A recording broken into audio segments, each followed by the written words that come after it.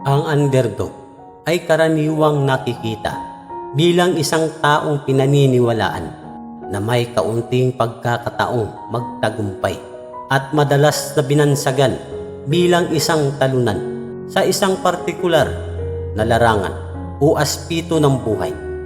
Malamang ikaw ay kasalukuyang nasa isang sitwasyon kung saan ang iba ay minamaliit ka. Maaring madalas kang makatagpo ng mga nagdududa, maging ito man ay isang katrabaho, kaibigan o miyembro ng pamilya. Ginugol mo ang iyong halaga, subalit ibinasura lang nila. Minaliit ang iyong kakayahan, hindi iginagalang at pinagtatawanan pa. Ito ay humantong sa isang pakiramdam ng awa sa sarili at mababang kumpiyansa. Naiintindihan ko ang pagiging underdog mo sa lahat ng aspeto ng iyong buhay.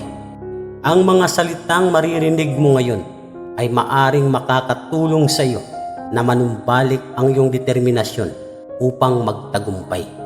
Dahil ang tunay na mahika ay namamalagi sa iyong puso at ito ay magpapakita mismo upang harapin ang anumang maaring ihagi sa iyo ng ibang tao. Sa halip na payagan ang mga negatibong tao na ibagsak ka, sa halip na patuloy kang hilain pababa, labanan ang kanilang mga pagdududa at patunayang mali sila. Patunayan mong mali sila, hindi dahil sinabi nilang mahina ka. Papatunayan mo dahil alam mong magtatagumpay ka. Magkaroon ng tiwala sa iyong sarili at sa iyong mga kakayahan.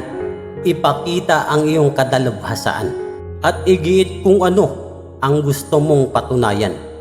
Dahil bibigyan ka nito ng kapangyarihan upang ipakita sa kanila ang iyong likas na kinang. Binigyan ng Diyos ang bawat isa sa atin ng isa o higit pang mga natatanging talento.